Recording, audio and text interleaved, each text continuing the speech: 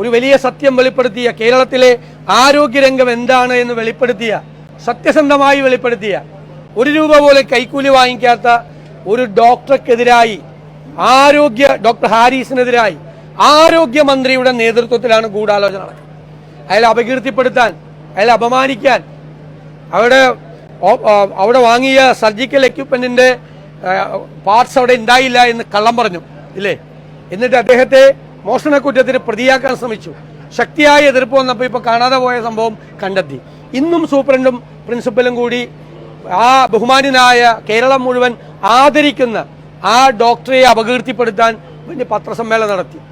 ആ ഡോക്ടറെ അപമാനിച്ച് ഇത് ആരും ഇനി വെളിപ്പെടുത്താതിരിക്കാൻ, ബാക്കിയുള്ള ആരോഗ്യ പ്രവർത്തകരുടെ വായടപ്പിക്കാൻ ആരോഗ്യമന്ത്രിയുടെ നേതൃത്വത്തിൽ നടക്കുന്ന ഗൂഢാലോചനയാണ്. അതിനെ ഞങ്ങൾ ചെറുത്തു തോൽപ്പിക്കും. ഡോക്ടർ ഹാരിസിന്റെ മീതെ ഒരു നുള്ളും മണ്ണ് വാരിയിടാൻ കേരളത്തിലെ പ്രതിപക്ഷം സമ്മതിക്കില്ല. അദ്ദേഹത്തെ ഞങ്ങൾ പ്രൊട്ടക്ട് ചെയ്യും.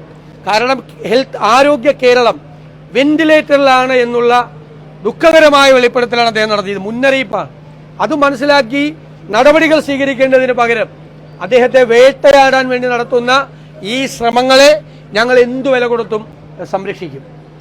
നമ്മുടെ ജനാധിപത്യം, നമ്മുടെ ഭരണഘടനാ മൂല്യങ്ങൾ എത്ര വലിയ അപകടത്തിലാണ് എന്നുള്ള അപായകരമായ കാര്യമാണ് ബഹുമാന്യനായ ശ്രീ രാഹുൽ ഗാന്ധി ഇന്നലെ വെളിപ്പെടുത്തിയത്. ഞെട്ടിക്കുന്ന വെളിപ്പെടുത്തലാണ്.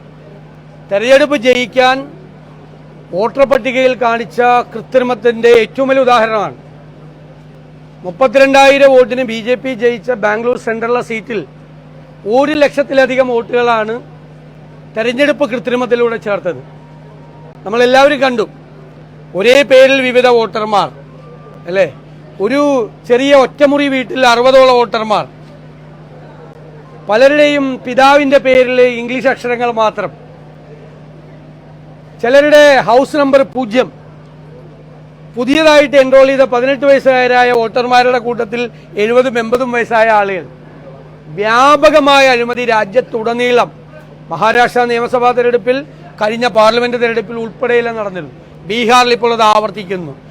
ഇന്ത്യ ഇതുവരെ കാണാത്ത തരത്തിലുള്ള ഏകാധിപതികളായ ഭരണാധികാരികൾ ഇരിക്കുന്ന രാജ്യങ്ങളിൽ മാത്രം നടന്നിട്ടുള്ള തരത്തിലുള്ള തിരഞ്ഞെടുപ്പ് പ്രക്രിയ, ഫ്രീ ആൻഡ് ഫെയർ ഇലക്ഷനെ, നീതിപൂർവമായ തെരഞ്ഞെടുപ്പിനെ അട്ടിമറിച്ചുകൊണ്ടാണ് അധികാരത്തിൽ ഇരിക്കുന്നത് നരേന്ദ്രമോദിയും കൂട്ടരും. ഇപ്പൊ അധികാരത്തിൽ ഇരിക്കാൻ പോലുള്ള അർഹതയില്ല. അത്രമാത്രം ഞെട്ടിക്കുന്ന വെളിപ്പെടുത്തലാണ് തെളിവുകൾ സഹിതം, കൃത്യതയോടുകൂടി, വ്യക്തതയോടുകൂടി, നല്ല ഉറച്ച ആത്മവിശ്വാസത്തോടുകൂടി രാഹുൽ ഗാന്ധി അവതരിപ്പിച്ചത്. നമുക്കെല്ലാ അഭിമാനമുണ്ട് രാഹുൽ ഗാന്ധിയെ കുറിച്ച്. അദ്ദേഹം നടത്തുന്ന ഈ പോരാട്ടം, ഏകാധിപത്യത്തിനെതിരായി, ഫാസിസത്തിനെതിരായി, വർഗീയതയ്ക്കെതിരായിട്ടുള്ള ഈ പോരാട്ടത്തിൽ ഇന്ത്യയിലെ ജനകോടികൾ രാഹുൽ ഗാന്ധിയുടെ കൂടെ ഒരുമിച്ച് ചേരും എന്ന കാര്യത്തിൽ യാതൊരു സംശയമില്ല. തൃശൂർ ഉൾപ്പെടെയുള്ള തെരഞ്ഞെടുപ്പിൽ, പാർലമെന്റ് തെരഞ്ഞെടുപ്പിൽ നടന്ന അട്ടിമറിയെക്കുറിച്ച് കൂടി ഉറപ്പായി അന്വേഷിക്കണം. ധാരാളം പരാതികൾ തൃശൂരിൽ BJPക്കാർ, സംഘപരിവാറുകാർ തെറ്റായ രീതിയിൽ വോട്ട് ചേർത്തു എന്നുള്ള പരാതി ഉണ്ടായിട്ടുണ്ട്. അതിനെക്കുറിച്ച് കൂടി ഗൗരവതരമായി അന്വേഷിക്കണം എന്ന് ഞങ്ങൾ ആവശ്യപ്പെടുന്നു. മൂന്നാമതൊരു കാര്യം പറയാനുള്ളത്, ഇവിടുത്തെ BJP നേതാക്കന്മാരൊക്കെ എവിടെ പോയി? ഇന്നലെ ഒഡീഷയിൽ വീണ്ടും 2 മലയാളി വൈദികരെ, 2 കന്യാസികളെ വീണ്ടും ബജരംഗ് ദൾ പ്രവർത്തകർ ആക്രമിച്ചിരിക്കുക. അവരെ ക്രൂരമായി മർദ്ദിച്ചു.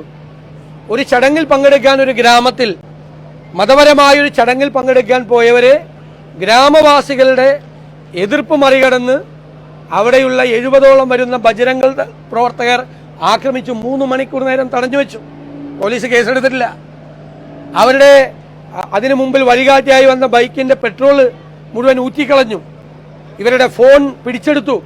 ക്രൂരമായി അവരെ മർദ്ദിച്ചു. 2 കന്യാസിമാരെയും 2 വൈദികരെയും, മലയാളികളായ വൈദികരെയും. അപ്പൊ ഞങ്ങൾ പറഞ്ഞിരിക്കുന്നത്, കഴിഞ്ഞ 835ാമത്തെ സംഭവമാണ്. 1 വർഷത്തിനകം രാജ്യത്തിന്റെ വിവിധ ഭാഗങ്ങളിൽ, BJP ഭരിക്കുന്ന സംസ്ഥാനങ്ങളിൽ ക്രൈസ്തവർക്ക് നേരെ നടക്കുന്നത്. എവിടെ പോയി കേന്ദ്രമന്ത്രിമാർ കേരളത്തിലെ? എവിടെ പോയി രാജീവ് ചന്ദ്രശേഖർ? ഞങ്ങൾ പറഞ്ഞതല്ലേ സത്യം? എന്നിട്ട് ആട്ടിൻ തോലിട്ട ചെന്നായികളെ പോലെ അരമനയിൽ പോയി കേക്ക് കൊടുക്കാൻ പോവാ. ഇതെല്ലാം ചെയ്തു വെച്ചിട്ട് ഇത് സംഘപരിവാർ അജണ്ടയാണ്, BJP അജണ്ടയാണ്. ഇതൊരു ഹിറ്റ്ലർ രീതിയാണ്, ഒരു സിയോണിസ്റ്റ് രീതിയാണ്. ഒരു പൊതുശത്രുവിനെ ഉണ്ടാക്കിയ, പൊതുശത്രുവിനെ വേട്ടയാടുക എന്ന ജർമ്മനിയിൽ നടന്നതുപോലെ ഇന്ന് രാജ്യത്ത് ക്രൈസ്തവർ വേട്ടയാടപ്പെടുക. അതിശക്തമായ പ്രതിഷേധം രാജ്യം മുഴുവൻ ഉയരും എന്നാണ് ഞങ്ങളുടെ പ്രതീക്ഷ. ഞങ്ങൾ അവരുടെ കൂടെ അവർക്ക് സംരക്ഷണവുമായി നിൽക്കും. അതാണ് BJPയുടെ പൊള്ളത്തരമാണ് ഇപ്പോൾ തുറന്നു കാട്ടപ്പെട്ടിരിക്കുന്നത്. തൃശ്ശൂരത്തെ നേരത്തെ സൂചിപ്പിച്ചല്ലോ, അതിൽ നിയമ നടപടിയിലേക്ക് പോകുന്നുണ്ടോ? ഉറപ്പായിട്ട് അതിനെക്കുറിച്ച് ആലോചിക്കും. അതിനെക്കുറിച്ച് പഠിച്ചതിനെക്കുറിച്ച് ആലോചിക്കും. രണ്ടാമത്തെ ദിവസം ഈ ഹാരിസന്റെ മുറിയിൽ നിന്ന് എക്യുപ്മെന്റ് കിട്ടിയെന്ന് പ്രിൻസിപ്പൾ തന്നെ വാർത്താ സമ്മേളനം നടത്തി പറഞ്ഞിരിക്കുകയാണ്. അപ്പൊ ഇവരെന്ത് അന്വേഷണം നടത്തിയത്? അയാളെ മോഷണ കുറ്റത്തിൽ പ്രതിയാക്കാൻ വേണ്ടിയിട്ടുള്ള അന്വേഷണമാണ് ആദ്യം നടത്തിയത്. അപ്പൊ അദ്ദേഹം ഉറപ്പിച്ചു പറഞ്ഞപ്പോഴും ഇല്ലേ, ഒരു സ്ഥലത്തും പോയിട്ടില്ല, എല്ലാം ഇവിടെയുണ്ട്.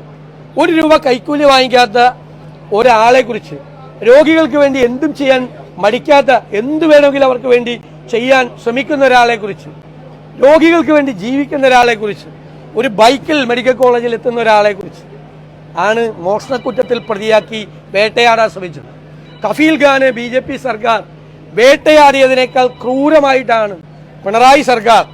എന്തായിരുന്നു ബഹളം കഫീൽ ഖാനെ വേട്ടയാടിയപ്പോൾ?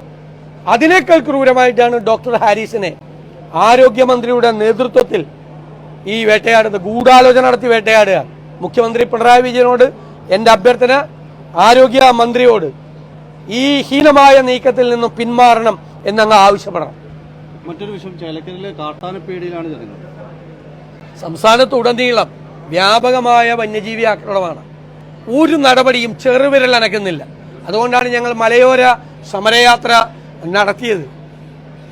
മലയോരത്ത് ജീവിക്കുന്ന ജനങ്ങളെ അവരുടെ വിധിക്ക് വിട്ടുകൊടുത്തിരിക്കുന്ന സർക്കാരാണ്. ഒന്നും ചെയ്യില്ല. ആ വനം വകുപ്പ് മന്ത്രി ഒരു കാര്യവും ചെയ്യില്ല, ചെറുവിരൽ അനക്കില്ല. മരിച്ചെങ്കിൽ ഉള്ള നഷ്ടപരിഹാരം കൊടുക്കാം. ഇതാണ് ലൈൻ.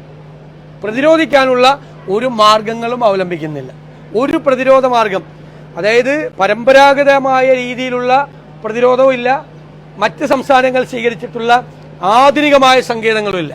കേരളത്തിലെ വന്യജീവി സംഘർഷം, വന്യജീവി ആക്രമണം എങ്ങനെ നേരിടാൻ പറ്റും എന്ന് കേരളത്തിലെ പ്രതിപക്ഷം UDF ഒരു വർക്ക്ഷോപ്പ് നടത്താൻ പോവുകയാണ്. ഞങ്ങൾ കാണിച്ചു തരാം എന്തെല്ലാം നടപടികൾ ലോകത്തിന്റെ വിവിധ ഭാഗങ്ങളിലുണ്ടെന്ന്. കേരളത്തിലെ വനം വകുപ്പും ഈ വനം മന്ത്രി ഇത് അറിഞ്ഞിട്ടില്ല. ഞങ്ങൾ നടത്താൻ പോവാണ്, വർക്ക്ഷോപ്പ് നടത്താൻ പോവാം. KPCC പുനഃസംഘടനയും അതേപോലെ തന്നെ DCC പ്രസിഡന്റുമാരുടെ തെരഞ്ഞെടുപ്പ് സംഘടനാപരമായിട്ടുള്ള കാര്യമാണ്, അതിനൊരു പ്രോസസ്സാണ്. അപ്പോൾ ഞാനും KPCC പ്രസിഡന്റും കൂടി ഡൽഹിയിൽ പോയി, അവിടെ പാർലമെന്റ് സമ്മേളനം നടക്കുകയാണ്. മുതിർന്ന നേതാക്കളാണ്, MP മാർ. അവരോട് സംസാരിക്കാൻ പറ്റിയിരുന്നില്ല. ഞങ്ങൾ 2 ദിവസം എടുത്ത് അവരുമായിട്ട് വിശദമായി സംസാരിച്ചു, അവരുടെ അഭിപ്രായങ്ങളൊക്കെ തേടി. ഇനിയിപ്പോൾ അത് ക്രോഡീകരിച്ച് ഞങ്ങൾ ഒരുമിച്ച് നിന്ന് പരിഹരിക്കും. അതല്ല ഒരു സംഘടനാപരമായ കാര്യങ്ങളാണ്. ഞാനത് വെളിപ്പെടുത്തുന്നത് ശരിയല്ല. അതിനകത്ത് ഒരു അനൗചിത്യമുണ്ട്. നിങ്ങൾ KPCC പ്രസിഡന്റിനോട് ചോദിച്ചു. i2i News, an eye for truth. i2i News subscribe ചെയ്തിട്ടില്ലാത്തവർ ഇപ്പോൾ തന്നെ സബ്സ്ക്രൈബ് ചെയ്യുക. നോട്ടിഫിക്കേഷൻ ലഭിക്കുവാൻ ബെൽ ബട്ടണും അമർത്തുക.